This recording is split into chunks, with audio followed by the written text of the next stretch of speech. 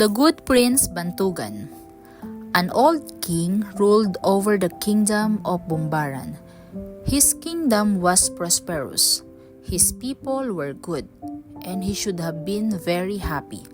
But the king was not contented. His heart was full of envy toward his younger brother, Prince Bantugan. Every time someone praised Prince Bantugan, the king frowned and looked angry. Prince Bantugan is so handsome, he often heard the women say, and he would look in a mirror and see with sorrow that he was not good looking. Prince Bantugan is so good, other people said, and the king grew more angrily because he knew that he was not as good as his brother either. Prince Bantugan is so brave, everybody said. The king grew tired of people saying so many good things about his brother, while they said nothing nice about him. The young ladies smiled at Prince Bantugan. They allowed him to hold their hands, and they gave him their love. But they did not like the older brother, the king. One day, enemies attacked the kingdom of Bumbaran, and Prince Bantugan led his soldiers to defend the country. While he was gone, the evil king plotted against the good prince. He issued a proclamation that no one should speak to Prince Bantugan. He added that whoever dared to speak to Bantugan would be killed. Soon, Prince Bantugan returned victorious from the battle. To his astonishment, no one met him, no one praised him, and no one even wanted to speak to him. This saddened the good prince. He knew that his brother hated him, so he decided to leave Bumbaran. He preferred to live in other countries and to travel to far lands and forget about his unkind brother. In his travels, he heard about the beautiful land of the kingdom between two seas. It was ruled by a good, kind king and his sister, the beautiful and kind Princess Datimbang. Prince Bantugan decided to go there. He traveled through forests and across rivers and mountains, and at last reached the kingdom between two seas. Prince Bantugan became very weary from his travels. As he stood outside the gates of the great palace, he suddenly felt very weak. His legs could not carry his body, and the prince fell to the ground and died. When the king of the kingdom between two seas heard of the stranger who had died at his palace gate, he and his sister, Prince Datimbang, went to see the body. Even in death, Prince Bantugan was very handsome. The heart of Princess Datimbang went out to him in love and sorrow.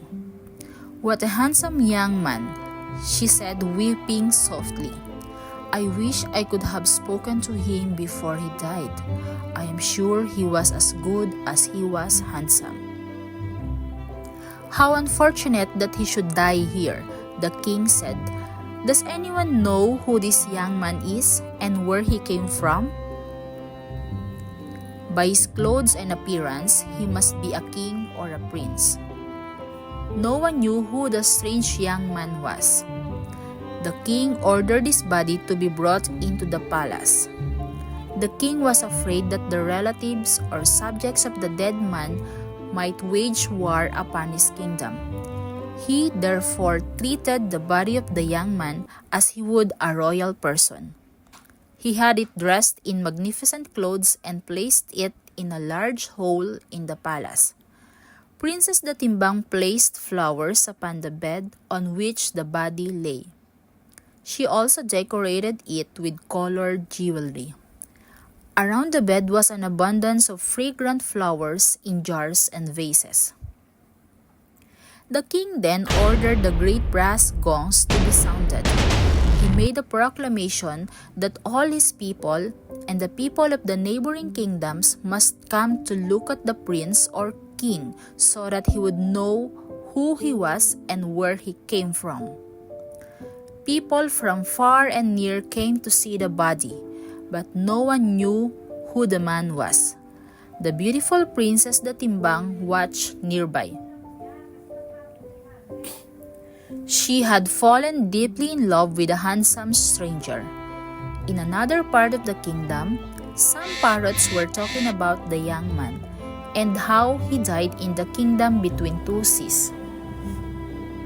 Suddenly, they noticed that the parrot from the kingdom of Bumbaran was silent and sad.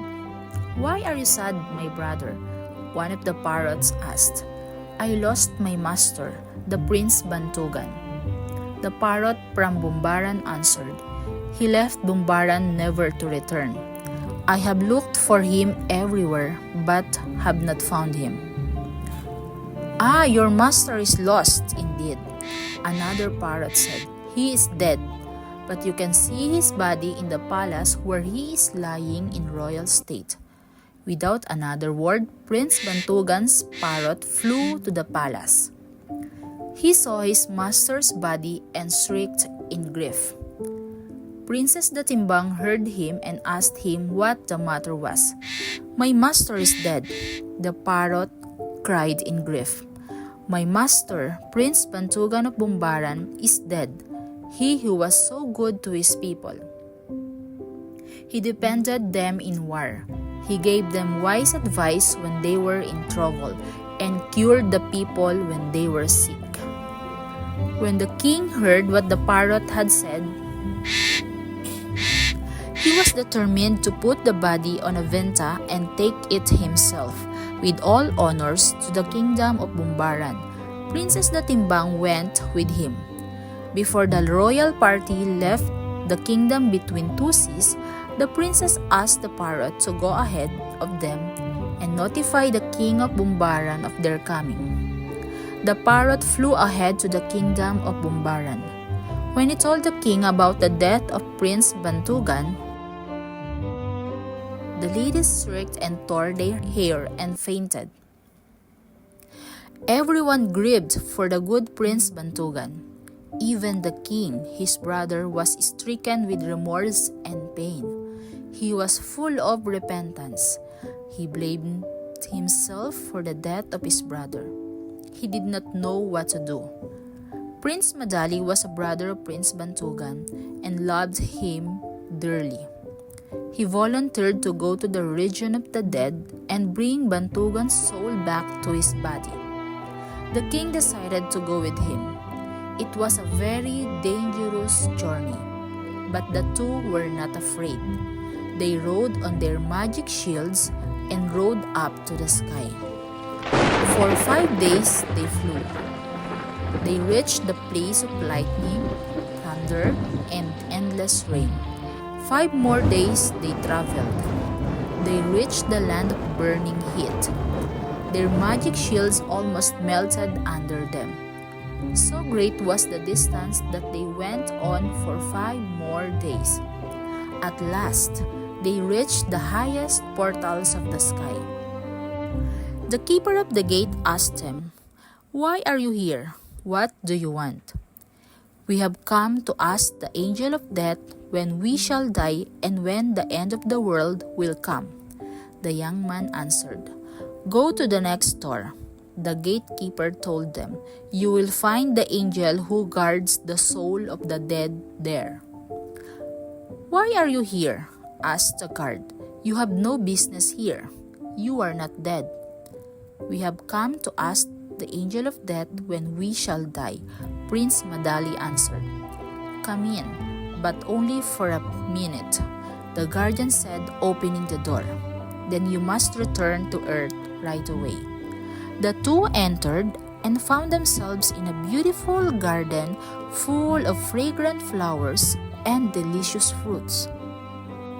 On a large table were bottles of different colors which contained the souls of the dead. The two tricked the angel of death to go out for a minute. As soon as the angel was out of the room, Prince Madali whispered softly, "Bantugan, my brother, where are you?" From a large blue bottle near them, the voice of Prince Bantugan answered, "I am here." Prince Madali seized the bottle and away the young men flew back to earth. When they reached the palace, the king and the princess of kingdom between two seas were just landing with the body of Prince Bantugan. Prince Madali transferred the soul of Prince Bantugan from the bottle to his body. The body stirred. Then Prince Bantugan sat up and stretched out as if just awakening from a deep sleep. The people shouted with joy. For many days, they celebrated the return of their beloved prince. Later, Prince Bantugan married the beautiful Princess Datimbang.